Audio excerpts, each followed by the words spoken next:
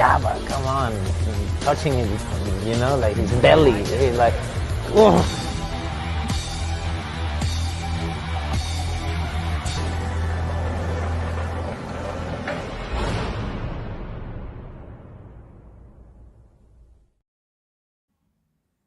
Oh, just that sound. Oh, I swear, man. Andor season 2.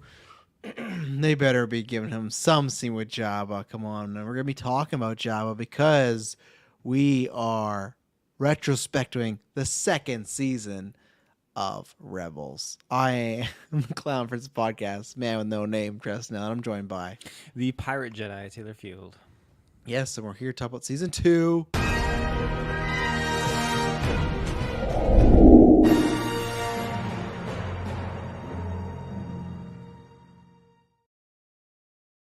We need a show that's just like nothing but clips every 5 minutes,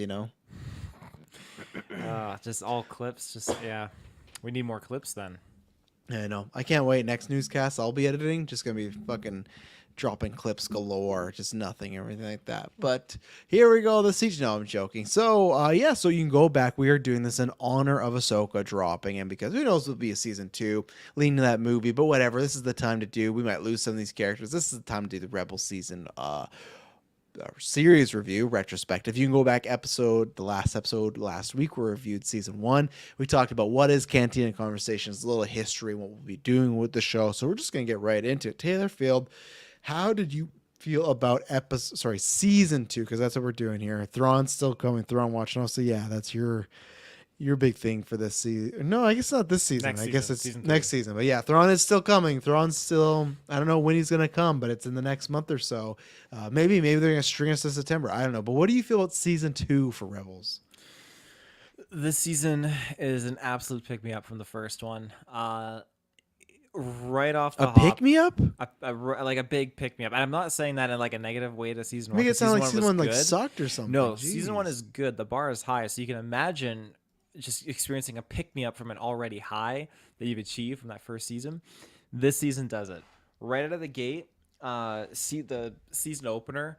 And I think this is what I really love about like Clone Wars and Bad Batch and Rebels is those intro episodes and those finale episodes are always just the meatiest, juiciest ones. And this one was not disappointing. Like you get Vader in there. Your mic's muted. I have to say salted pork. That's what I would say. I will say though that opening battle specifically when because it was more like a two-parter, but we get Ezra and Kanan going up against Vader, and I loved everything about this because Vader just he goes to strike Kanan down, and he's got one hand on his saber. Kanan's got both hands on his saber. Kanan's still like a Jedi apprentice at this point. Like he's not been elevated status or whatnot. He's still very young, and Ezra has like no proper training, but he just thinks he can kill Vader himself. But Vader was just amazing in this scene. And the number one thing I'm trying to get to that stands out in probably top 5 Rebel scenes of all time is when Ezra is force pushed up to the wall and Vader's like, your master has deceived you, boy, into thinking that into believing or thinking that you could become a Jedi. And then he was using the Force and pushing Ezra's lightsaber back to like cut his head off. Or like, it's just unbelievable that they put something like that into a freaking kids show. I just can't get over that. But it's just so dark. I honestly thought Ezra was going to shoot his blaster at that time, but no, he was just, he's not even going to deactivate his lightsaber. He's just going to let himself get decapitated. But you also see Sabine Wren just get kind of flack too. So you see our characters really take a ass whooping because Sabine's like thinking she can do some damage and Vader deflects all the shots and like knocks her unconscious almost. Just an incredible season opener here all around. Just unbelievable. Well, I asked you about the whole season, not just the opener, whole season. I mean, it's just we get some familiar characters that were introduced in the Clone Wars that are appearing now, and we get some major storylines and foreshadowings to some upcoming things. And I really, really enjoy it.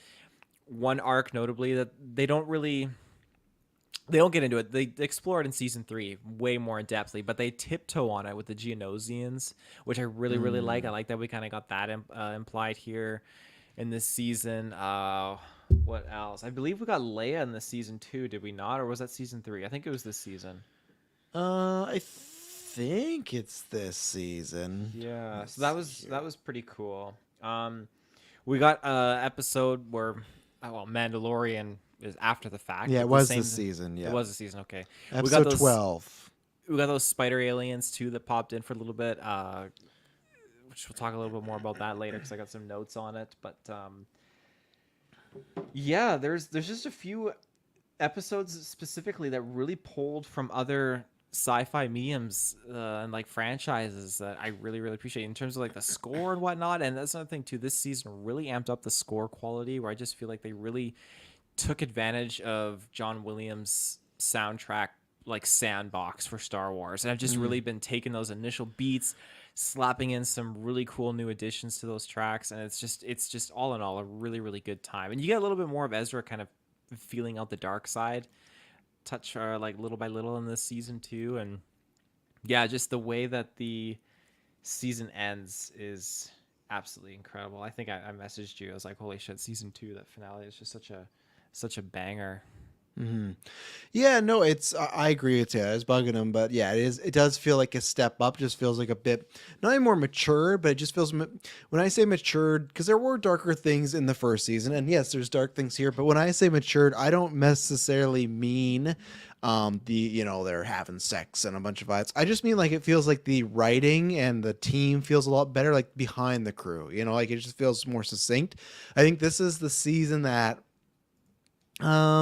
Maybe 3. I don't know. Maybe I'll have to go back and forth once we talk about them. But you have filler episodes, but it becomes a lot less then. And that's where I like it's tough, right? Because with Clone Wars, they have a lot of filler episodes, but they're spending times with the Jedi we love. So that's why they're not filler. Because like, oh, I've always wanted to see what Plo Koon was like. So here's him on an adventure. Where here, I feel like for the most part, especially season 3, very lack of filler episodes. And I like that. It just feels like you have a great journey. It feels. One thing I really like, you mentioned about the music. I forgot to mention that with season 1 as well too, where Clone Wars I like, but it's like every once in a while you would just get the themes here and there, and you're like, oh, there's a theme. They use a lot of the Star Wars movie themes, and I'm completely fine with it because it is that era, and it just gets you in the mood. And yeah, there's lots of Kevin Kline does a great job of changing it up and doing different variations. I'm very curious if we do, which hopefully we do, get the Mando send off movie or whatever we think Heir of the Empire movie is going to be. If he gets him to do the score, or if it's someone else, maybe they'd probably try and get Ludwig back if it's for a movie, actually. So we'll see. But yeah, score is good. I think the biggest thing that I liked here is because, excuse me, the first season I liked. It was a good setup to all of them, and it felt more like we said, where you get to meet the crew, their mission, you're getting things of the world. But the two things they do well is you're very incorporated in the Star Wars world as far as for the prequel series and the OG series, because we talked about Lando in this season, but he pops up again. You get Leia, you get multiple characters, you get I think that's season 3. So I'm kind of confusing because as me and Taylor talking about off air. Excuse me, that Saw Gerrera. That's season 3. Yeah. But we were talking about off air that we're watching a lot of them together, so there's a little bit, but I have notes to try and get my specific points down. But you're seeing a lot of characters from all different eras. It reminds me a lot of even when we just reviewed, what was it? Jedi Survivor. We're even touching on the High Republic. Obviously, the High Republic wasn't a thing at this point. So you get that where it just feels so much like Star Wars, big universe. Yeah, they sometimes bump into people like this makes it feel a little small, but they're using all their might. And I think what they do a good job as far as Ezra and Kanan, their stories are strengthened, but each character, some of them too, get a episode that's just dedicated to them. Where season 1, you didn't get that, so there's an episode where you get to learn a bit more about Zeb, and you get to learn more about him as the series goes. But I feel like, especially for Sabine and Hera, there's episodes in here that make me actively like them a lot more than season 1. I just like them as like a static character. Like, oh, they're fun. I like their attributes. This is I start to care for these characters now. I think this season does a lot better of that, season 2 and 3. But because 4 I'm rewatching right now, but that's one I'm most murky on. And then we'll get to, but I feel like 4 has a lot to do with trying to end the show, and it's also a smaller season as well, so I feel like it's a little reduced. But I think this one is just really focused on getting to know the characters, because in season 3 a lot of stuff goes down. So I think it's the stakes raised, but not so much as they're still fighting the Empire. It's nothing like that, but just learning more about these characters and getting really in depth and making the choices I feel are great. And we'll get there, but yeah, I think a great premiere. It was smart that they ended with Vader and right away they go with him. That's kind of a Rebels trick. They do that with Maul a lot of times too, where they'll start with them and then you don't see them for 6 to 8 episodes. You get an episode, then you don't see him for another 6 to 8. So you start the show be like, man, Vader's going to be in this all around. And he's really not. It's that beginning and then he pops up here and there, but they do a good use. I think the show, for the most part, does a really good use of the kind of greater world characters. There's some questionable, which we'll probably get in some later seasons for me, but yeah, I think it's definitely a step up. So but yeah, we could talk more about that premiere, because that's, yeah, Vader's after them. They've kind of, and that's where also it feels like too, where season 1 they're a crew and people kind of know about them. But this feels like after all the events of season 1, it's escalated where the Empire and everyone else realizes, hey, these people could be a threat now, and we have to take them a lot more seriously. Where, of course, they always want to catch rebels and Jedis, but it feels like with Vader and everyone else, it's really, okay, these guys could be a problem. Let's stop dicking around and really kind of, and I think that goes throughout the series, gets amped up more. But this one really feels like, okay, our heroes are a bit more in danger now because they're a bit more high profile. Well, I mean, the Grand Inquisitor was killed, so I'd say that's huge for Vader, Yeah. because I mean, the Grand Inquisitor's killed so many Jedi. He's the Grand Inquisitor, so now he loses his main honcho henchman. So that becomes, yeah, pretty serious, I dare say. And like, we got to learn about Ahsoka and Fulcrum in the last season finale of season 1, and then we get to see that kind of continue on in season 2. And I like that Ahsoka doesn't take over in the opener here. It's very much, she's just in the back burner, and in a very good and healthy way to engage our main character's development further. The thing that really just sends me for a loop is when, I think it was the second episode of the season opener, when Vader comes in. Vader just, like, I think it was Hera that was commanding. No, sorry. Phoenix Squadron still had their own leader, and they went up because it was a whole squad of A-Wings, and Vader just fucking decimates them, just annihilates them in his TIE Advanced. And you get that amazing sequence where Ahsoka's focusing in and just blacks out when she realizes, like, holy shit, just freaking out that this is actually Anakin, and Anakin's just might be. She doesn't know for sure at this point. I feel like she doesn't know for sure till she has her. She knows, but she just didn't want to tell. Like, if Vader knew, then she knows. Like, why else would she black out, right? Because Vader's like, so the apprentice lives, and then he pulls off his attack, right? I guess, because it is debatable. You can go either way. I just feel like it's just it's a feeling more so, and I feel like it's not a for sure thing, because I feel like she could even be feeling, hey, maybe this Vader guy killed Anakin, whatever. Because it's not until she has that vision in the mid-season where she literally has Anakin, and Anakin transforms into Vader in the vision. So to me, that was like this was the suspicions. I'm not saying she didn't suspect. I think she had an idea, but I feel like she doesn't know yet. She doesn't piece it all together. What about, let's say, Clone Wars Season 7, where Maul kind of elaborates to her what Anakin is and the prize to the Emperor, and then we have what she senses in the Force with Palpatine and with Anakin, and she runs to Rex, like, something bad's happened with him. See, it's tough because that was made later on, right? The Season 7 thing of Clone Wars, and I feel that if she kind of had an idea that was Anakin, then why would she black out and faint? Because I feel like it would be the opposite then, if you would confirm it, but it wouldn't be such an emotional thing. To me, it is, she thought Anakin was completely dead, and because even whatever Maul says in season 7, to me it doesn't matter. She thinks she's dead, so even if he gets that sense of something Anakin related around Vader, that's so overwhelming for her, you know.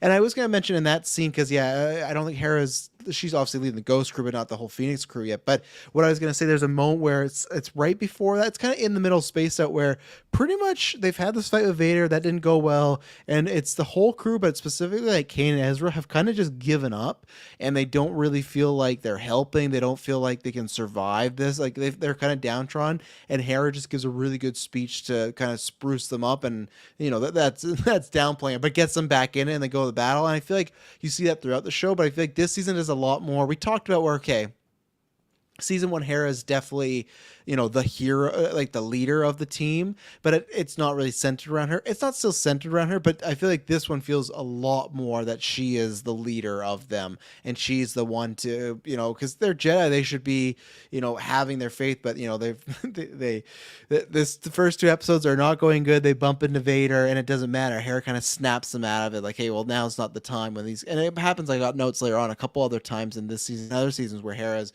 usually the constant, even if it goes not a darker route, but maybe taking some route she doesn't want to, she's usually the one trying to keep the team together and keep them level-headed. So yeah, it's a good spotlight for her, and yeah, it's a great premiere having Vader there. I love any time that at first, just throughout the episode, Kanan and Ezra just keep getting cold, like they feel there's a cold sense and stuff, and I think that's done really well. You already broke it down. I really like the fight. I enjoy that. Yeah, Vader's just so much above them. Again, I have my issues of like Vader's fighting all these Jedis and all these Inquisitors and all this stuff so close to the, I know it's within 5 years, but still, there's just, even when we'll get to Leia, it feels, I don't know. It's like, it's tough for me to compute because my mind of Leia in the original meeting Luke and Obi-Wan Kenobi and then seeing a Jedi, where now with the Disney era, she like met Obi-Wan as a youngin and like saw his powers, and then this one she meets Kanan and Ezra and sees Jedis as well. So there's again a few of those where it's like, I don't know if this is exactly for me, but I think it's a great premiere. And then yeah, there's a great, my last point here about the premiere is I love that. So he calls Emperor right away, as always, the bitch he is. He has to call Emperor, and he's like, oh, the apprentice lives, and they, of course he's talking to himself in the third person and everything.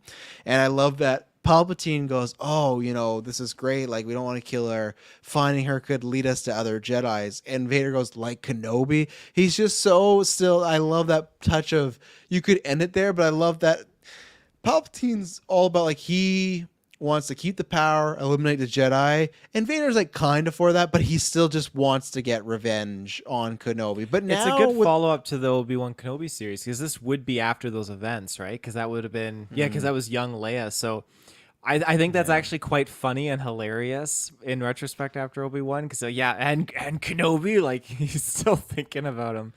Yeah. I don't know. Kenobi. I'm still torn. That's a toxic. Talk about a toxic relationship. Me and how I feel about Kenobi. That's a toxic relationship right there. But yeah, I guess this is after Kenobi fucked him up, right? In the Disney era, in the Disney what if era, as I call it. So, but yeah, I like that touch, and that's really, we don't see the Emperor much in this show. I feel like you've seen the Emperor more in Bad Batch, and I haven't even caught up on that. Like, I feel like you've seen him more there than this. So it was a rare appearance, but it was a warranted one. So if there's anything we're not obviously going episode by episode, but anything to say about the premiere specifically, because that's a big episode. What else was there in the premiere? I think you pretty much said it though. Vader, the cold, everything like that, and just the way Vader kind of just presents himself too when he's talking to Minister T'Pol or whatever her name is. I really liked how he addresses the situation. Like, if the rebels aren't here, then we must draw them back, and if they're here, then we must draw them out. Like, he's so menacing, so menacing. That sounds like a riddle. They're like, what the fuck's Vader talking about? Yeah, what's he talking about? I think it was the minister that dies in the first couple episodes, maybe not in the premiere, but they go to save her, and I really like that twist of fate for her character, because she gets killed pretty brutally because she thought she was going to be saved, and Agent Kallus thought he was getting the step and the jump on them too. That's a character who I'm really happy with the turn of what, like, they could have easily stuck it out as just being this kind of, like, as you said, like, you're not very fond of them, but kind of like a semi-annoying, just villainous character. But there's one episode in the season that's just so good, and you just get a character that I wasn't really expecting to just have really good bonding and development with Agent Kallus and his character that kind of grows into the other seasons. But we can talk more about that after. Yeah, I was trying to just find. I think it's episode. The Kallus. I think it's the premiere. No, I think it's the premiere where the minister dies. It looks like, 'cause I couldn't remember. So it looks like it's in the premiere there. Yeah, because they only popped up one other time in season 1. But yeah, we can talk about Kallus now quickly, because yeah. So I season 1. I kind of forgot how quickly some things turn. Obviously, I think there's more to talk about him with season 3 because this one it's really just the one episode, right? I feel like he didn't take a back seat, but I feel like he's not in this one as much, especially in the back half. Vader's around. You get the 2 Inquisitors. They've really taken over as like the leads, as like the villains and stuff. So yeah, that episode was Zeb really, really good, where it's pretty much just kind of the enemy is my friend, right? And they're, after one another, but they get, one gets separated from the Empire, he gets separated from the Rebels, and now they're just in a kind of fight or flight situation where if they don't work together, they're going to die. And it's a really simple episode, but it's a great solid 22 minutes, and all of it's good. The action's good, the character talking, you get the back and forth, very buddy cop as far as like, good cop, bad cop. They'll say insults to each other, but the whole episode builds up to it's really good. I think what you need is, I know it's simple and people say, oh, it's just kind of lame and nothing. Like that's an easy thing to do. But for me, it's very effective where they go through this whole night and they're multiple times freezing and they get this beacon out, right? So the Rebels are going to come get Zeb and Empire's going to come get him. And again, the whole 22 minutes is great, but you could really just done this last 5 minutes and got the point across. And I think it just made it all well. It's definitely, this is a highlight episode too. I don't know if I have like a top 5. We don't really do these there. Maybe we should have done that before, but oh well. This probably would be in a top 5. But what I love is, so they agree that they're going to let each other go their separate ways. They both saved each other, and Zeb specifically more saved him, which we'll get into another point. And when the Rebels, the Ghost crew picks up Zeb, he sees them all like very, like they're hugging him. They're very relieved that Zeb's alive, right? And then on the flip side, when they pick up Callus, he's on the bridge, and the guy's just like, "Oh, where were you?" And then says something like, "Oh, well, may as well get back to work." Like you can see the difference where you're seeing 2 things with this character, really 3 things. Of one, I feel like he's seeing the Rebels in a different light when he interacts with Zeb, and then 2, and this is probably more in other seasons we'll talk about, just more I think the wear and tear of the war of realizing he's not on the right side, and then 3, just the ultimate as far as you are just part of the machine. It's a small crew that, okay, they are on the outside, they could die at any moment, but they care for one another, where really it's very much like a job or like government stuff where it's just like you're just a number. And that's where it is with Callus, where he returns and no one gives a shit. He could have died and no one would have cared because we thought it was Andor.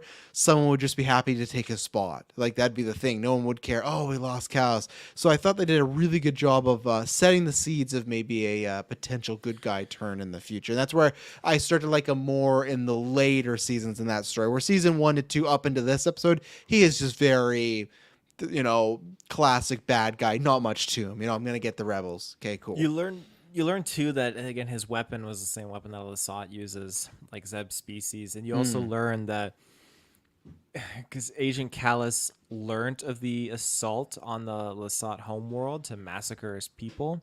Yeah. And he learned in advance, and so he just took credit for it, but it wasn't really his call. And I thought that's really an interesting thing to admit to Zeb. He didn't actually wipe out all of his species. Probably trying to save his life too, just in case Zeb turns around and wants to kill him, Mm-hmm.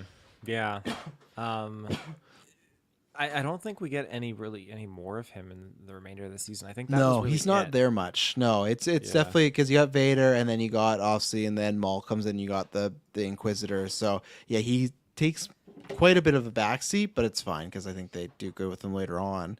I wanted to talk about. Let me just search. I just want to confirm it's this season, because if not, I will save it. Let's see. Okay. Let's see. Okay, so it is. So it's episode 13. Just talking about the situation where I was making the joke that he goes, "Oh, like I'm not gonna." He's just saying like I didn't execute all your people, so he doesn't get killed, and whatever.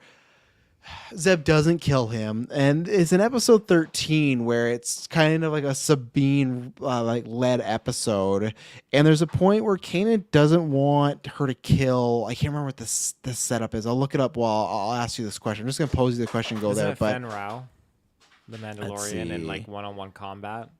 Yeah, it is. Yeah, how? Let's see. They discover Protector's leader, Fen Rao. Yeah, is being bribed by the Empire. Kanan meets Rao, revealing Rao had saved his life during the Clone Wars. Yeah. Meanwhile, Sabine sabotages the Protector's fighters, but is caught. She reveals to Protectors that she is from House Vizsla and challenges Rao to single combat. So I don't even know how I feel about this. It's just very interesting as far as the Zeb thing happened, right? Where he didn't kill him, but whatever. They're working together. In this moment, Kanan doesn't want her to kill him, right? Because like that's the whole kind of thing as well. She comes from a Mandalorian. That's what they do. How do you feel in this situation where like they don't even have a base yet? That happens at the end of this episode. They don't have a situation where they have a big government. They can take prisoners. How do you feel about Kanan kind of saying like you shouldn't be killing people? Because I'm not saying it's right or wrong, but it's kind of like I get the point of like definitely it's a kid show, and I explained this to Gwen because she was like in season 4 talking about these characters need to be killed. I'm like, no, you arrest them, that's what you do. But like, I'm realistically, I've always said like I'm all for the death penalty, stuff like that. So it's the thing of you're in this situation where killing a lot of these really bad people might help, and you might be in this situation where they like flip a table and they're just like shooting around them to just try and distract them or hurt them, not kill them. How do you feel about Kanan trying to be like, yeah, let's not kill people? But they are, and the numbers are so stacked against them. This is this is the dark times, right? So I feel like even if you don't like it, it might not be the smartest thing to have a no-kill rule in this situation. So how do you feel about that? Well, they are being bribed, so there's that. That's what makes them different than those. I think in season 3 we get to see the Imperial Super Commandos, Mandalorian Commandos, or whatnot, which we'll talk about in season 3. But they're not Empire loyalists. They're just doing what they need to survive and taking a paycheck at the end of the day. So I think that's a huge contender, and you can change their position on the situation. Obviously, Kanan did do that, and I think that is ultimately his goal in seeing the long-term benefit, whereas I'm realizing with most Mandalorians, they really see just the short term. They keep making these mistakes. Yes. And I enjoy how quick to fight each other they are. They're just really quick to like pull that trigger on one another. And it was really, for me, just really, really cool dialogue to see Kanan talk about how he was in the Clone Wars, and all of a sudden Fen Rao was there to offer the support and the assistance to save him and his master, Balapa. So I think it's cool when you can pull history like that. I just really enjoy those kind of conversations that unfold.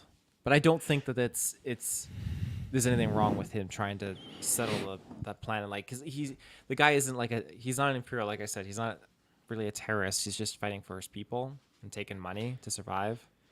Yeah, I guess so. I just feel like they do that a couple times this season where they're trying to be, on the right side. And even Kane says like it's not why we fight, it's how we fight and stuff. And maybe it's a bit more in the season 3 as well. But yeah, it's fair. And obviously, Rao does become something later on, right? Voiced by the great Kev McKidd from Grey's Anatomy and Maid of Honor. Like that actor. And then just because it's right beside my notes, I'll say because we were talking about Zeb, episode 14. It's not like a big one, but that's another one's The Legends of Lasat. And I thought that was season 3, but maybe not. So again, I apologize because it's all together. But I feel like between Zeb with the episode with Callus and this episode, this is the one where they find like some of his people, that there's not many left of his species, and I really like that because it's just more sympathetic stuff. But again, it's like Zeb kind of has this hard shell. It's a classic trope, but that hard shell to kind of hide some of the pain he's going through. But again, it makes me care more about Zeb. Where season 1, he is just like the powerhouse who says like a lot of fun, jokey stuff, and he has the brother stuff with Ezra. I still like him. I'm not rooting for him to die, but it's also like if he got killed, I wouldn't be like, oh, I'm so heartbroken. I was like, okay, he was the alien fun character. Where I feel like stuff like this, they make him very endearing, and they make him and his whole thing is just trying to get these people home now, right? Or to a home now. So really like that episode with Zeb. Well, I think they did a good job again making me care a lot more about him. Where season 1, he was just kind of around. Anything to say on that episode? Or really, really did enjoy it. I love the sequence of just accessing this planet that you can't otherwise access. I think that just goes hand in hand with Jedi Survivor. I like that idea a lot. It's a very cool concept, and I'm glad that there were other Lasats that were still on the planet, and these ones were just coming back from their ventures. They're going back home to their original home. They're like, yeah, like fam, it's fucking shit out there. You don't need to leave this planet. You should go back. Yeah. All right, we're going to take our first ad break, and then we're finally going to jump into episode 3 where we meet some of, I imagine, his favorite characters. So we'll be right back. And we're back. So like I said, we don't go in order, but I'll at least just read out the episode of this one because I saw this. And there's a couple episodes where I thought, man, this is just Taylor just creaming his jeans here. But I imagine Lost Commander. So obviously with Ahsoka, and that's what we're talking about too, where Rebels season 1 was very much its own thing, had some connections, Lando, Hondo, Ahsoka at the end, but this really starts to feel like he got to do season 1. Like, this one was written by Dave Filoni. He got to do season 1, and then season 2 was like, yeah, this is a sequel to Clone Wars. Like, very much so. Sequel, like, I know people are like, no, duh, but I mean, like, you could easily do a series and not mention anything about Clone Wars for the most part, right, other than the Clone Wars. So, obviously, we're going to talk about it in this sense so many years later, but how did you feel the first time seeing this episode? Because they go down to oh god, what is the planet? I'll try and find out where it is. I do not remember the planet's name. Yeah, but anyways, they go on some mission where Ahsoka goes, hey, go here. You can trust these people no matter what. You can trust these people.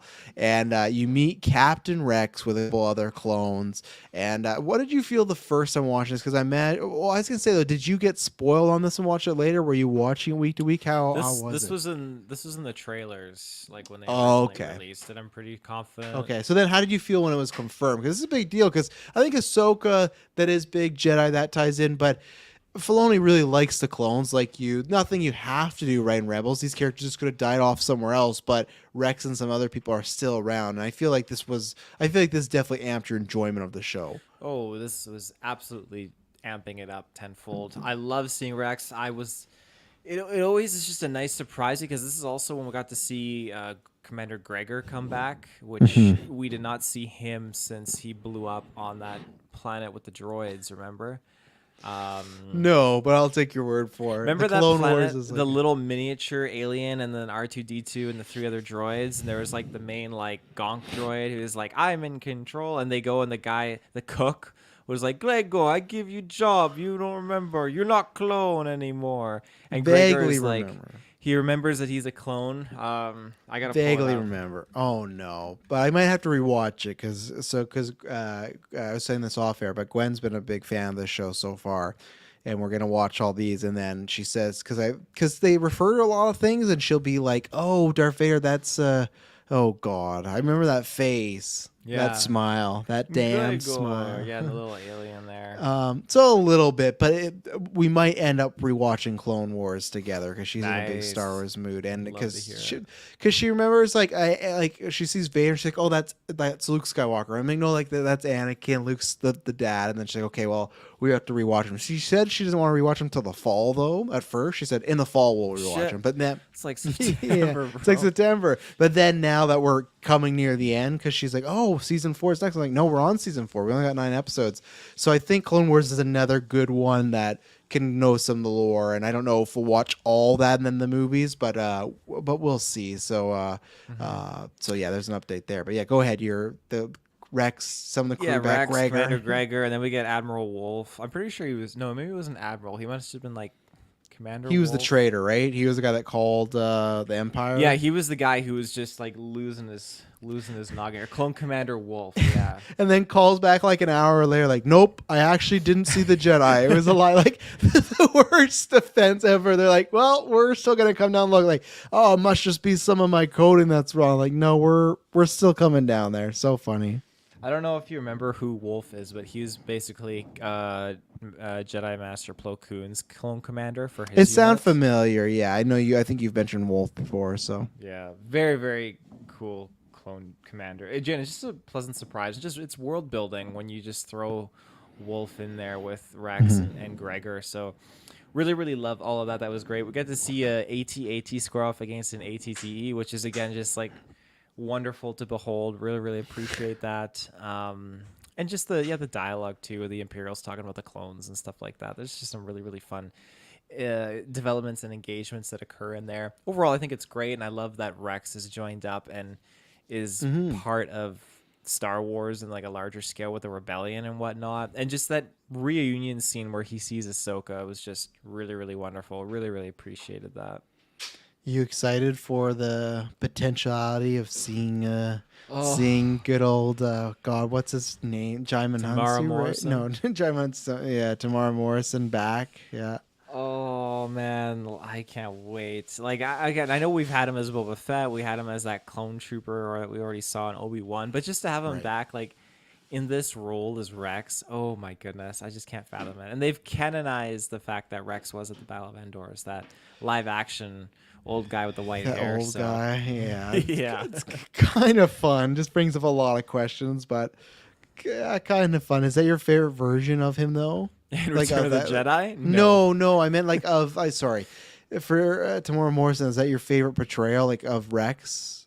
Or wait, no, he hasn't portrayed Rex, has he? No, I guess he did, though, right? He's Commander Cody. Right. Commander Cody, Boba, Django, that one clone in Obi-Wan, and That one clone, yeah. So he guess could that's be Rex. Would that might skyrocket if you get him in Ahsoka, a live action Rex? Which I feel like if you get him live action, he's gonna bite it. Oh yeah, I mean, didn't they confirm him in there? It's heavily. It sounds like it's one of those like it's true, not true. Like I don't think they've confirmed it, but it's heavily rumored. So Okay. Yeah, I hope so. Or he's playing Wolf, and Wolf's just still tripping out in the show. Jeez.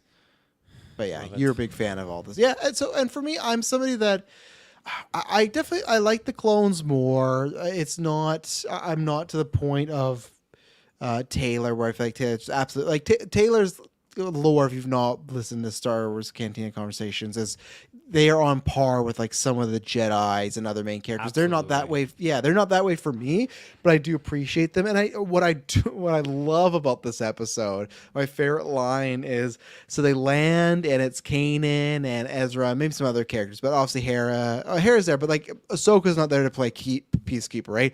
She's very like. She's Gandalf in the season. I guess Filoni has literally said that was the idea behind it because she at one point they talk to her where she's going and she says there's questions that need answering. Yeah. Exactly like Gandalf. So that's the idea. And I think Rosario Dawson has said that too. So Gandalf and Ahsoka is kind of a big comparison here. So she just fucks off. She's like, yeah, trust these people. But I love so they land. And they're just, I can't remember what our heroes say, just I'm like, oh, what's going on? And then I don't know if it's Rex, or they all have the same voice, of course, right? But one of them just goes, what was the line? It's the Jedi. They've come for revenge. Like, That's gotta be Wolf. That's gotta be Wolf. Yeah. Like, honestly, referring to Order 66. Like, I just love, like, in the Wolf's mind that these Jedi have landed just to find these clones to fuck them up for Order 66. It's so good. But no, I like this little journey here. Like, yeah, I don't know if I buy him calling the Empire, because not only just the Jedi, I just feel like you've avoided them for so long. That's very risky territory. So that's where I go, I don't know if that really works there. But it's a fun adventure. And I actually like Rex here. And I love that pretty much for half the season, Kanan is very arm's length with Rex, and eventually it turns into like a, again, bad cop, good cop, buddy kind of, they'll be arguing. Ezra will be like, enough. And he'll be like, oh, Ezra's just tired today. But at the first half of the season, it is very, Rex is understanding. He doesn't like how disrespectful Kanan is towards him, but he's understanding, where Kanan's just very much like, fuck this guy. Like, he does go back and save him. Ezra, like, at one point, Rex is in trouble, and Ezra kind of talks him into saving him, so he needs some little push, but he does go and help, so eventually they get past that. And I think you get many instances of, also they talk about the chip, all that stuff. We did that in Cantina where I said like I have mixed feelings on the chip, but I think they do the best job of making Rex feel like some sort of PTSD worn character, because that's what I'd say about Ahsoka here. Take the Vader stuff away, she doesn't seem that grizzled or affected by the years. She's just still kind of Ahsoka, a former Jedi. When Anakin comes in, it's like, oh my god.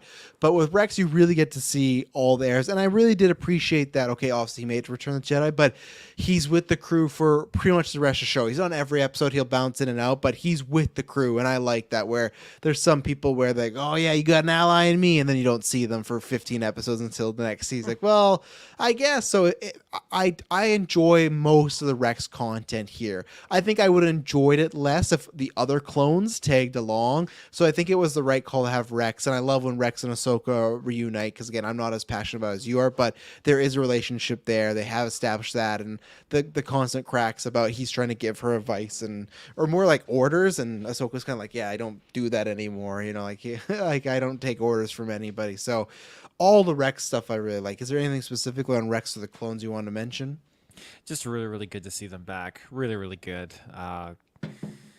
it really set the tone for what I can really expect in this show, and just to know that Rex had such a helping hand with the rebellion, or at least this rebel cell, I really really appreciated, and it's great because the show does another great job with another very very fan favorite character, and it's not shafting our main character storyline already. Like getting we're getting good development already from them, and we're not getting them put on the back burner for these new characters, not new characters, but old characters that we love so much. So Well, and then what I like here is, and was I wrong? Hondo, he wasn't in season 1, was he? Am I mixing it No, up, no, or no. was he? Season Okay, so I mixed up here because Hondo, man, we gotta make a list after Ahsoka of characters that have not been in live action. I need fucking Hondo. He's at the goddamn Star Wars park. I don't know why. You know, we got a Cad Bane. Like, we need Hondo, and I think Ahsoka. I think that would be fitting the show, and if we have time, I really want to try and do Ahsoka's prediction, even if it's like a half. Maybe we'll put it. I don't know. I'd love to do that. What about the Chat GPT? Oh yeah, I'm looking at the counter. That's something. Maybe we'll let Dylan leave early for the newscast on next Wednesday, and we'll say, hey, we're gonna do this portion without you. So, but I think Hondo has a good shot of being in that show. I'm hoping if they just like, hey, we need some sort of contact who could help us. Somebody like, I know a guy because he's interact. And then it's funny, like he's in this one episode. And I'm like, oh, you won't see him. And then throughout the show, he pops up a lot. It's almost like Clone Wars again, where he's always all over. But that's what I was gonna say. Where it all the way up into episode 6, this is what I enjoyed because Star Wars Clone Wars. The later seasons, not so much, but so many times they would just start with filler. Like, it's almost nothing but filler. It's just like Adventure with Yoda and the clones, which I know you like, but there's not much there. And it's not all filler. It's just you're learning stuff about the characters, but you know what I mean, right? It's not progressing the story too much. Episodes from 1 to 5 are all story. They're all progressing the story. And then you get to 6. That's the first filler episode, but it's with Hondo. So it's like, even though it's like a filler episode, if you're a fan of the series, it doesn't feel like that because you're returning to a character, you know, and you're establishing, and why also I don't think it's filler now is you're establishing a relationship that's going to happen throughout because Hondo's going to pop up. And yeah, I just love that they're both lying to each other. They're both scheming. I love that Ezra says his name's Jabba, and like that he uses that constantly throughout the series. Like he even says at the mall, or no, sorry, I was wrong. And here he introduces himself as Lando, and Hondo's like, oh, Lando Calrissian, like much younger than I thought. But then he does do that to Maul. He says the Jabba. Yeah, he says, Maul. I'm Jabba. And, oh, Jabba. Like, I love that Ezra still kind of has that kind of swashbuckling pirate attitude where he doesn't, you know, DTA doesn't trust anybody. But yeah, it was great seeing Hondo here and for every episode. If you listen to Clone Wars, I love Hondo. I wish there was some sort of smaller show where he could just, even the Mandalorian, I'm surprised he didn't pop up at any point. The one just quote I have about this episode is they're going to help each other. They're robbing something. I can't remember what's fully happening. But anyway, so Hondo gets this case that they're after, and he gets this case. He's like, oh, I got this case. I'm rich. And then this air vac opens, and he starts to get sucked out of space, and he falls out. So he's like, I'm rich. And he's like, I'm dead. And then obviously Ezra saves him. But yeah, Hondo, MVP of these animated shows. So anything to say on episode 6 or Hondo? Oh, Hondo's always an absolute delight. Like, I loved how he looked in the Clone Wars. I feel like he was definitely like really, really good there. And I don't mind him just popping up every so often because he really is a Jack Sparrow of the Star Wars universe. And I don't mind him in this because, especially in season 3, he says some absolute killer one-liners that just make me die laughing. But I do feel like him with his crew, I really miss him having his crew that he had in the the first, like in Clone Wars, and just him always dealing with Az Morgan. I don't really like Az Morgan. It's just, that's a filler character if I've ever seen one. Holy or later on he gets the Ugnaught too. Yes, the Ugnaughts are funny, but see, Jesus. I think the reason I do like this because we got so much of the Clone Wars. I think it shows, you know, it's not the same extent, but it kind of shows like in that book when Jar Jar, he's just like a homeless character right now, right? And you see Hondo, where even though Hondo is a criminal, it's still because the Empire wants to kind of run that crime time too, in a sense. There's some stuff they can't, right? But I still feel like even with Jabba the Hutt, like, Jabba's not going to come after the Empire. Where Hondo in the Clone Wars, he was a wild card. You couldn't really control him. He'll turn on a dime. He does turn on a dime here, but it's more in like a sense of desperation, where before it was just like for money, for power. It does feel like he's still the same Hondo, but he doesn't have the crew, he doesn't have the resources, he doesn't have the connections anymore. So I kind of like that. He feels very similar to Han Solo in Force Awakens, when all those people like crowd him on the ship, and it's finally like, you're like, there's nothing you can do, so like no one believes you anymore. We all know you're so full of shit. That's where Hondo, that's where I like, where there's that aspect of him having the pirate like crew is, you do miss it, but I like him kind of being a desperate character, and more, even when you meet Ezra, he's very friendly at first, where in the times he'd be very braggadocious and stuff. He's trying to like build a connection there, even if it's a fake connection, like trick him. So I kind of like that he has no crew, because it shows he's changed. Even over, even criminals have gone through changes after the dark times. So yeah, that's a good point. That's true. I have a note here. I'm not sure. I think it's probably episode 8 or 9, but there's an episode about Hera being a pilot. There's lots of stuff in there, but I like that. Pretty much the most thing is that she says this line that she doesn't feel like she's at home unless there's danger, or when there's danger, that's when she feels the most at home. So that's where I like that. They get into this maybe a bit later on too, but Hera, she's like a full soldier, like Ezra got, like, I feel like they all got in this for a few reasons, right? Where Zeb, he lost his people. We'll get into Sabine another time. She was kind of excommunicated from her people, right? Where her people are alive, but it's a strained relationship. Ezra was looking for his parents. Kanan was a lost Jedi. Chopper's just Chopper. But it feels like that's where all these people kind of fell back into the battle of, the rebellion, where I feel like this episode, I'll try and find which number it is, because it's specifically mostly on her. It's after episode 6. But I feel like they do a good job of really, let's see, Wings of Master. I think that's it. Wings of Master. I should have wrote down the episode number. It's either that or Blood Sisters. Wings of Master was the B-Wing introduction. Okay, well, maybe it was that, because she was talking about flight and everything like that. But either way, that would be it. Yeah, so I just like that. I feel like this season they established that all these characters somehow got into the rebellion for, because they're lost.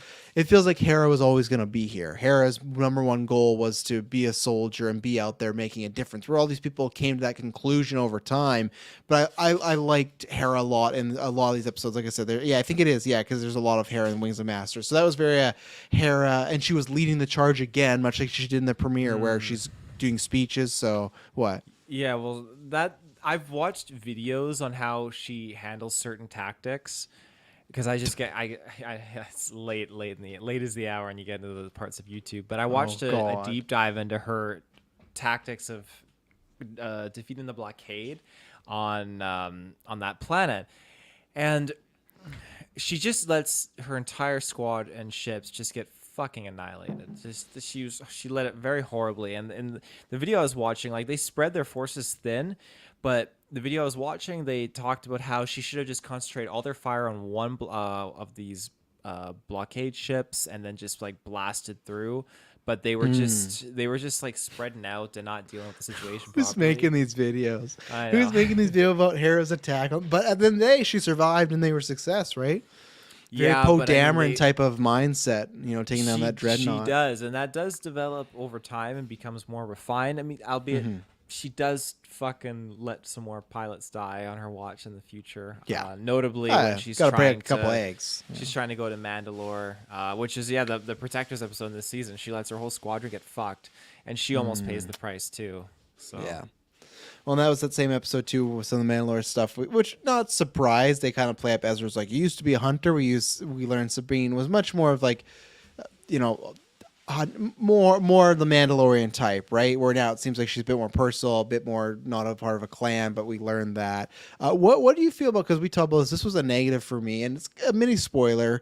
Maybe they come back to it a little bit in season 4, but I feel like they completely drop any romantic angle between Ezra and Sabine, and I like it a lot more. I like just the more friendlier, like I said, maybe I can't remember how much it gets stressed upon in 4, because 4 there's a different relationship, but they're like, Ezra's not doing his like bad flirt flirting. There's none of these jokes. So I like, even if this is them linked, I think it's much more naturally written than the first season where it felt very forced. No pun If intended. there was any romantic inclinations, it would have been when Sabine's old bounty hunter friend comes into play, and there's that Yeah, sequence true. where she's He gets like, a little jealous. Yeah. he gets a little jealous, yeah, and then Sabine's like, Ezra, can we have a moment? And he's like, sure. And he's just standing there. And, oh, you mean you two? Okay. Yeah. So there definitely is a little bit, but yeah, it's not blatantly obvious this time around, and I am okay with that. Let's see. Let's take our second ad break, and then we'll get into Ezra's parents. So we'll be right back. We're back. So we meet Ryder, who is the great Clancy Brown. Gotta love that Clancy Brown just keeps popping. I feel like he's popped around a bunch, but I feel like since Dexter, he just keeps popping up in everywhere. He's in this Retro. He's in John Wick. I think there's another thing. So I just love that he just keeps coming around. Big GB favorite here. Like everyone's favorite, right? But his name is Ryder, right? That's the character? Ryder, yeah. Yeah. So they go back to Lothal. That's a good mission as well. What is that? Episode 10. Let me get the Future of the Force. Really good episode. This would be a top 5 episode for me. Lots of good developments here.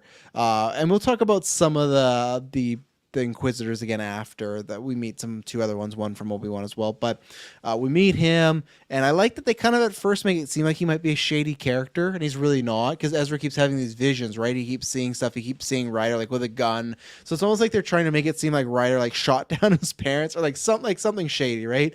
But how do you feel? Because I kind of forget about this, that Ezra's parents, it's very odd, right? Because season 1 they were said that they were the first voices of like the Lothal like resistance, but then it sounded like they kind of retroactively make it sound like they weren't doing anything until they heard Ezra put out his call to the universe, and that's maybe debatable. But the thing that I find very odd, that like in season 1 they were alive, like that's the strange thing. Like they were just missing and he couldn't find them. They were still, because when he talks about them, because that's Ezra's big thing, right? If he could have done this, then this, and found them. So how did you feel about it? Because I feel like in season 1, they portrayed the parents differently, that they were some original rebels of Lothal and they were probably already dead. Where I feel like in season 2, they kind of walk that back a bit and give you a little different. They technically don't retcon anything. They didn't specifically say it, but I feel like season 1, season 2, they don't match up. Are you completely fine with it? How do you feel about them still being alive during the events of season 1? I kind of like that because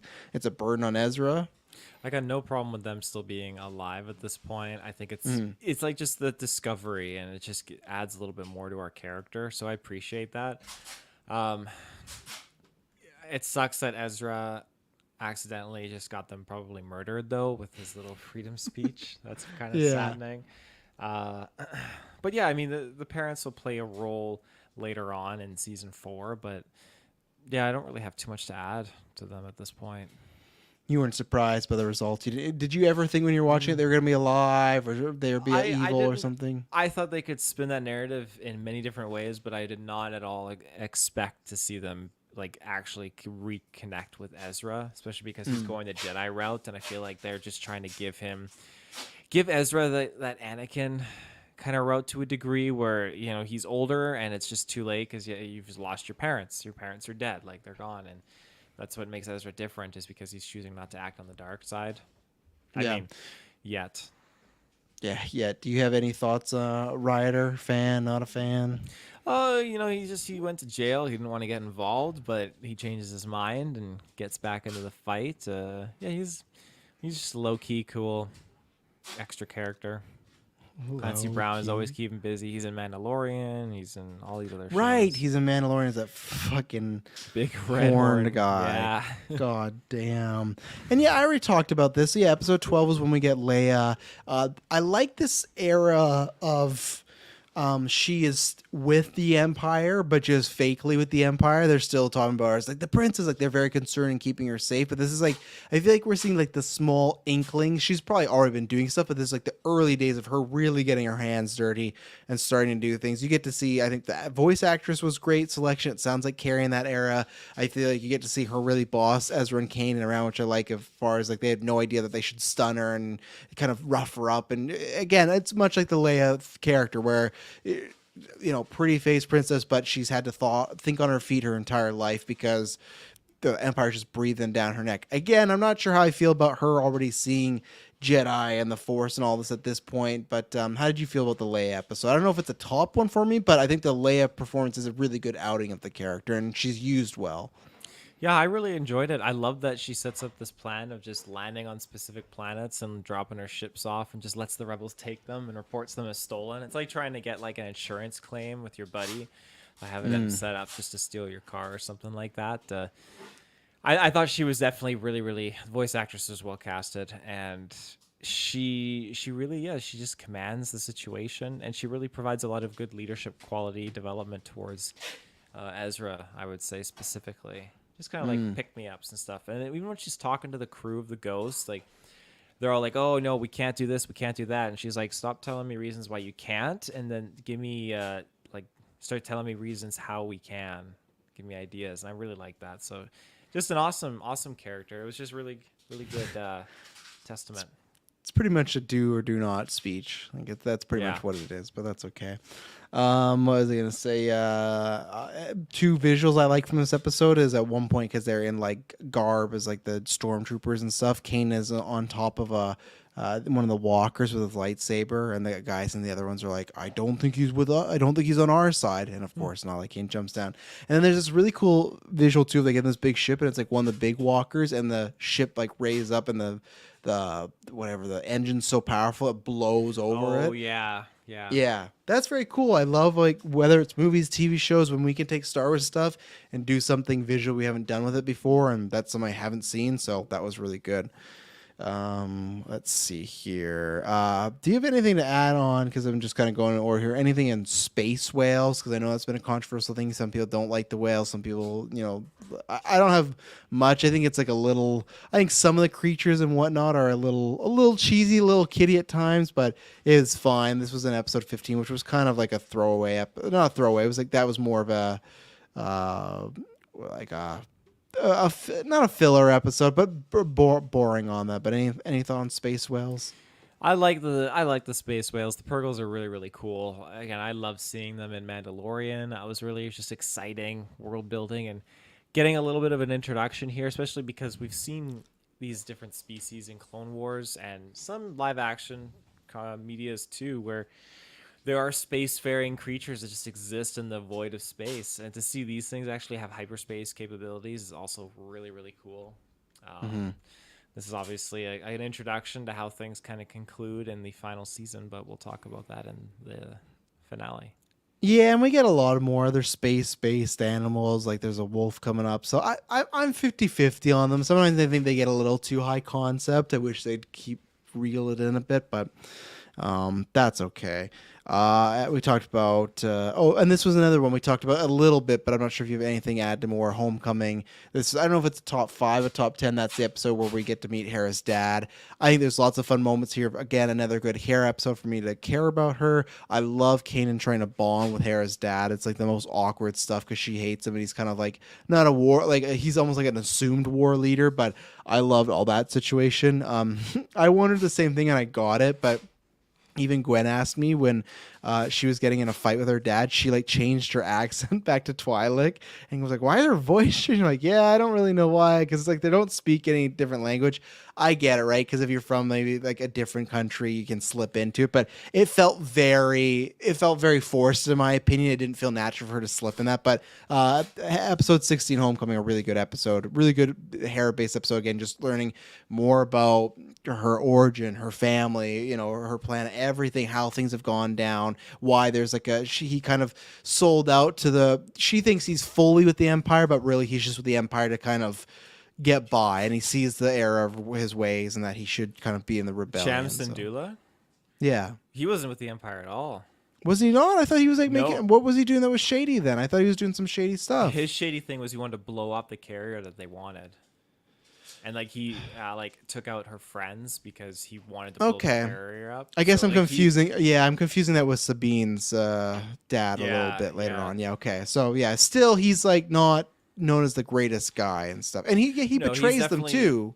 He's definitely putting he betrays them because he's putting salvation of Ryloth over his family and saving Right, them. right, and yes, yeah. Not think about the greater cause. Like, no, that ship just needs to blow up. It's like, no, give it to the rebellion. It'll help a lot. So it was a good episode, actually. I like getting a lot more backstory on Hera's family and just what was going on there. The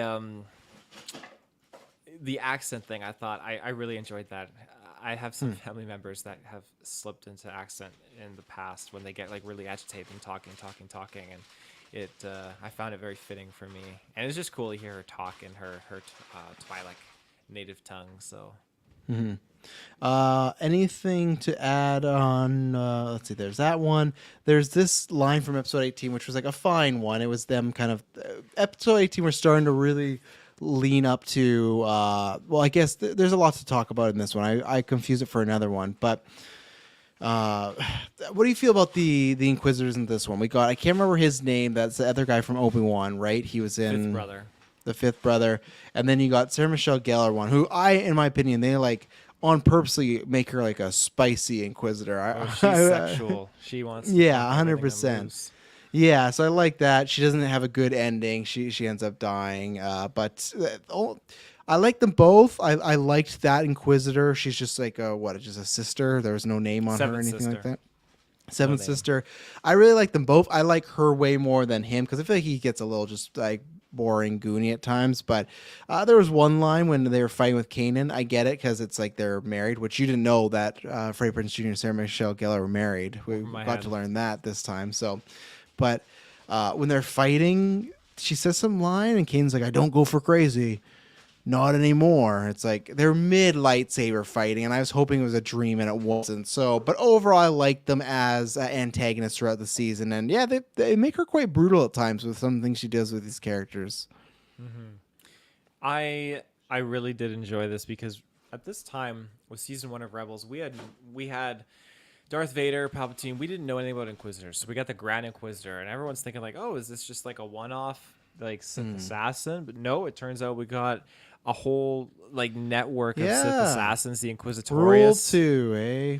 They're not Sith though, Rule 2. but they fight like they're not Sith either. They fight like they're really weak, but they're still Siths. no, they're Inquisitors. You can still be a weak Sith. You Jedi can still be a hunters. weak Sith. No. No, there's no weak Sith. Name me a weak Yeah, Sith. there are. What? Jocasta Nu. No. Yeah. I'm sure there is. I'm sure there's some guy that was like a Sith and he was like in the Rule 2 for like a couple weeks and killed. And even in the era of Knights of like the Old Republic, there's definitely weak Sith because there's hundreds of them, right? So you But can't not say two they're of all them. strong. When you have the rule of 2, there's definitely like those are like the OGs, like the really powerful Sith. But you can still have weak Sith. There's like these people are all Sith. Whatever you want to call them, they're Sith. Just like everybody's a Jedi. If one of them were to become a Sith, then Palpatine would go in and kill him. He's like, "Oh, you're trying to overthrow They me." are take on an Siths. They apprentice." are. They're using the dark side. They're got the red lightsabers. They're with the But Empire. then They're the new Siths. guy Balin and his apprentice and Ahsoka, they're not Siths. They're just using. Like, obviously, they're dark, whatever their intentions are, trying to save Thrawn, but they're just mercenaries for hire. Which guys are that? That's next season. With No, Thrawn. Balin in the Ahsoka series, live action. Oh well, we don't know about them yet. They could be gray Jedi's, right? Those could be orange lightsabers. We don't know. We still debate, right? Let's I'll wait give till you that. Ahsoka. Let's wait till I'll give you Ahsoka. that. There can be the same way there is weak Jedi's. There can be weak Sith, and these people. Well, many there's weak nothing. Jedi. Fuck. There's nothing that defines Sith that these people couldn't be Sith. They're dark side users, and they're supposed They to be could Rule be, 2. but like it's a title. So if they want to be Sith, they'd have to kill Vader or Sidious, and then they But could it's- take that title. That's where I'm fine with the titles, but that's not the way they betrayed in the movies, where it's like it can only be 2. You know, one to have it and I one to don't crave think- it. That means I there's don't like think they 16 touched guys on- craving the power. I don't think they touched upon the rule of 2 in the original trilogy, though. It was like a prequel thing that they introduced. Yeah, but it's right? a prequel thing that they carry over, don't they?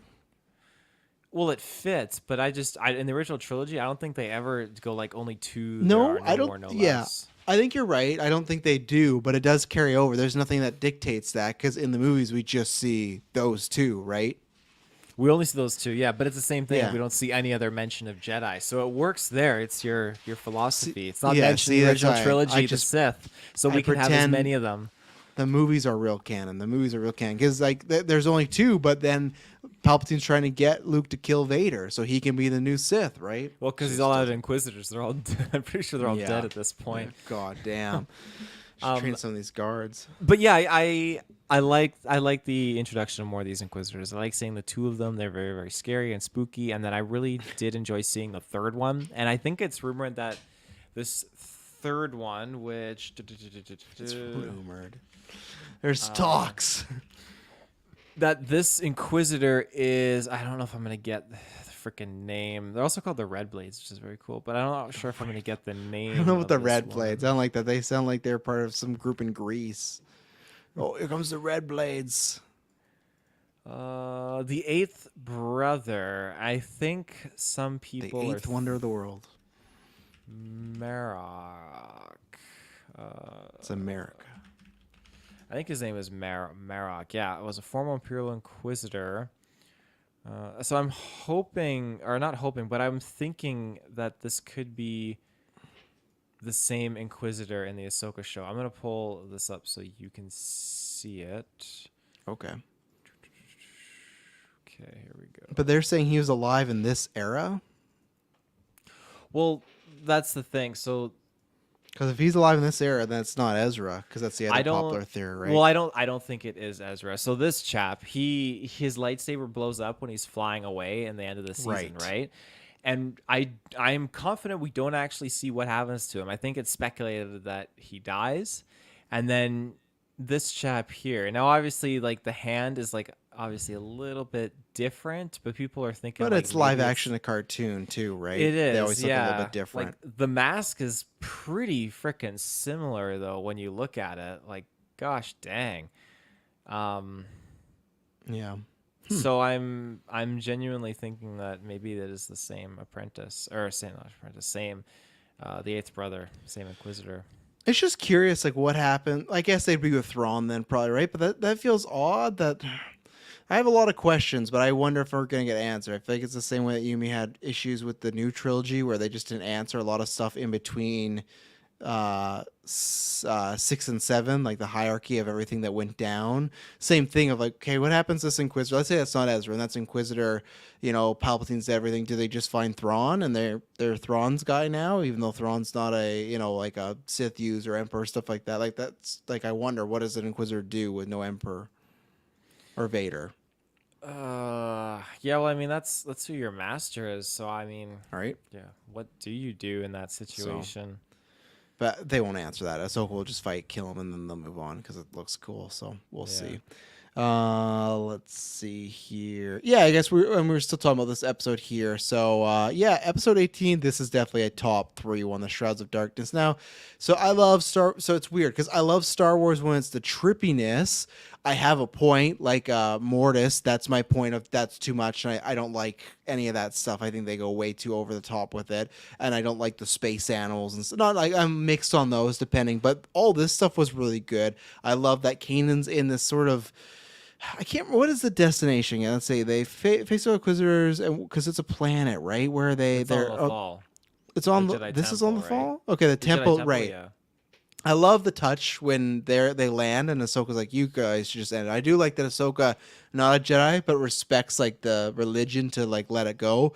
But they're in this temple and they're getting a lot of trippy stuff. You have Kanan, which I'm so mixed on this scene, but I appreciate being there. He's fighting this like very like angel heavenly looking like Jedi, and there's multiple of them. Those are the Temple Guardians. They were in the Clone Wars. But are they? But they're not still there, are they? What do you mean still there? But those are just figment of his imaginations, right? Yeah, they're just okay, just in okay. his imagination. Yeah, right. Okay, you remind me. I thought you were trying to say they were still there. I'm like, where were these fuckers during Order 66? They could have came out of their temple, but so and obviously there's the tie of the big reveal is this is him getting knighted because they're testing him and stuff, and pretty much they're testing his strength, but they're also just kind of testing, hey, like, we really think your apprentice could be weak. He could turn to the dark side. What you going to do? And it just sounds like they're trying to make him turn or give up. And he just says, no matter what, even if he is going to turn, I'm not going to give up on him. And that's their way for them to knight him. So show like, hey, you can be a Jedi because you are looking past this. So I love all that stuff. I don't know how I feel because Taylor knows how I feel, and the longtime listeners know how I feel. I don't like the Grand Inquisitor being there because it's like the Anakin thing where he should not get to be in any like.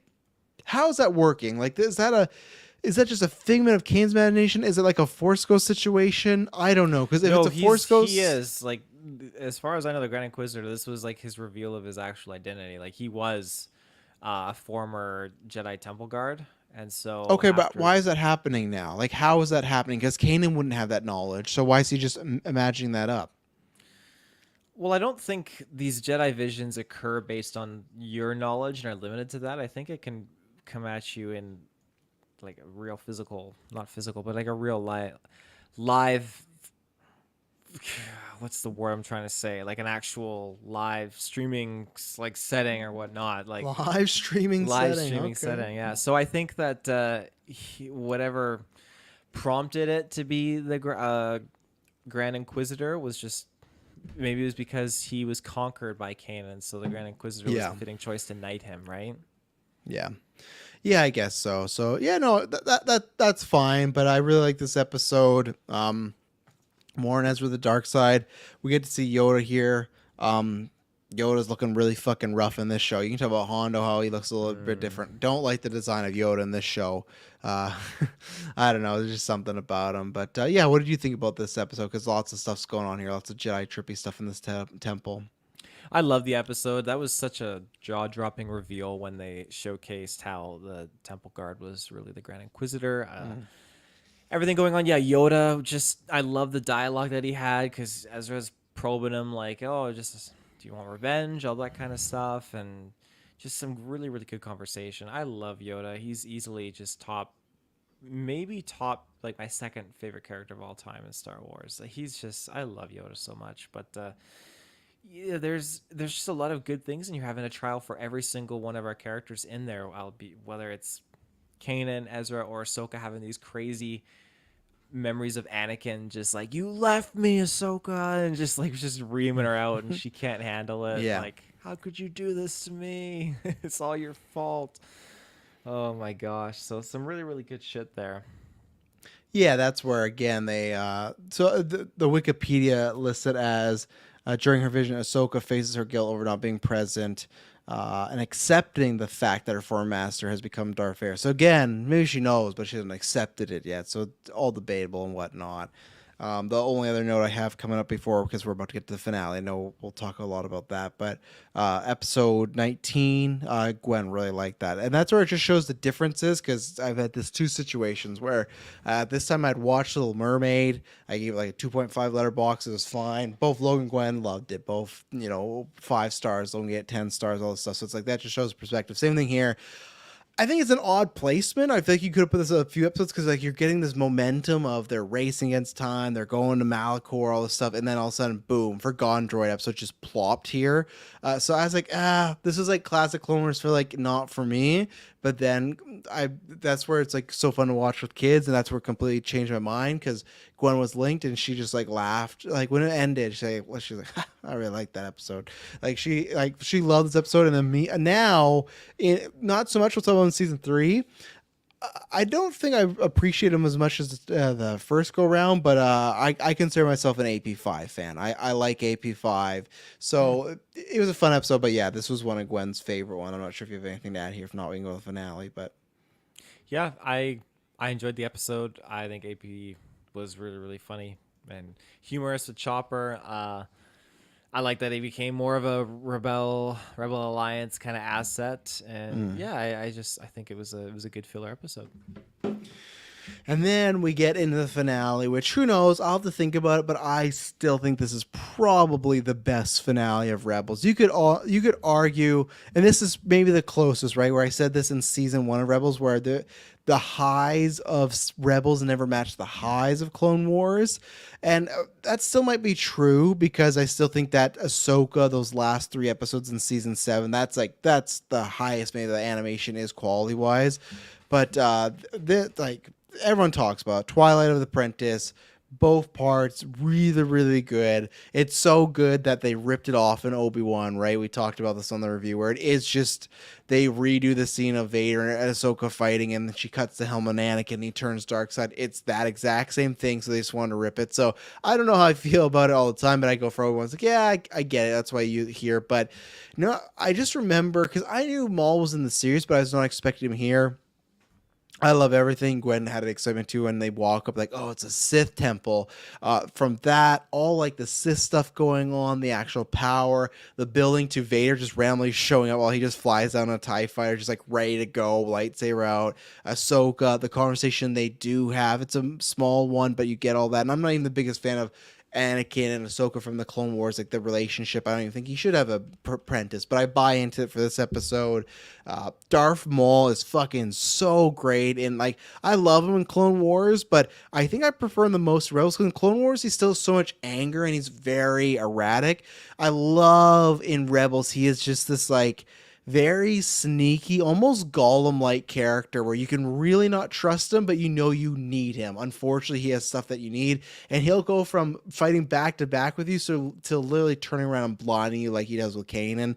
This stuff, like a lot of stuff is great in this season, but this, I think, for me, I'd have to think about it, but this is probably easily the two best episodes here. Season 4 I'm rewatching now, and I don't think there's one season 3. Season 4 I'm the less, because I've seen that the least, so that's where I'm giving it another watch. But yeah, I can't say, I'll look at my notes, but I can't say anything that probably hasn't been said about this episode, but really love all the Maul and Ezra stuff. I love his story. I would love more backstory of how he got here.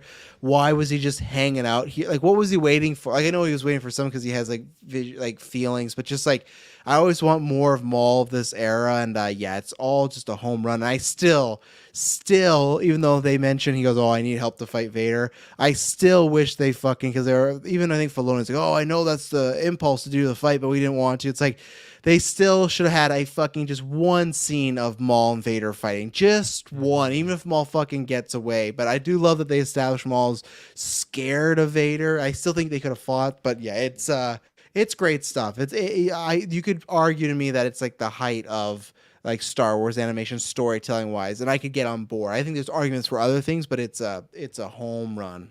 Yeah, he just comes off as very weak, hermit-like, and like you know who you're dealing with, and anyone that's watched a lot of other Star Wars, especially the Clone Wars. Gwen's like, he's evil. I'm like, I don't know. He might be fine. Like, no, he's evil. Oh, you gotta wait and see. And then they cut Kane's eyes. Like, see, told you. Like, yeah, there you go. You watch Clone Wars, you know that he's got a lot of history behind him, and so there's certain scenes just with him where he's moving with Ezra and like he looks off to like the roof of like the underground cavern. You see like the light being blocked and he knows Darth Vader's coming. There's just so many cool different setups. I really appreciate that. I love how every time he sees Ezra, see you soon, apprentice. Like it's just such my new apprentice. Just such a shot in the face to Kanan. I feel like just pisses him off. Oh, really there's at one point where they take the elevators, like it's 2, and then Kanan's like, well, this 2's a package. He like just moves them all off. And other than season 3, which we'll get into, most of the time he never like. I like that he is really Sith like and always trying to recruit Ezra. Like he's never like they talk about that in season 3. It's minor spoiler. Like, oh, you betrayed me. He's like, well, no, I betrayed your friends. I didn't betray you. So I like that this is like the start of Maul. One, he needs a apprentice selfishly, but 2, just feels like he's just still. That's what I love about him. He's a Sith. He's a bad guy, but he's still maybe like longing for some sort of connection or companionship, right? And he can't get it at all.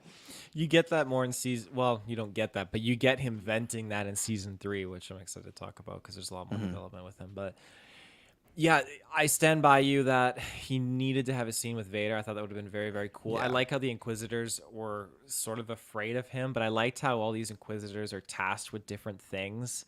Like the one 8th brother here is tasked with going and hunting down Maul through rumors and stuff, and so.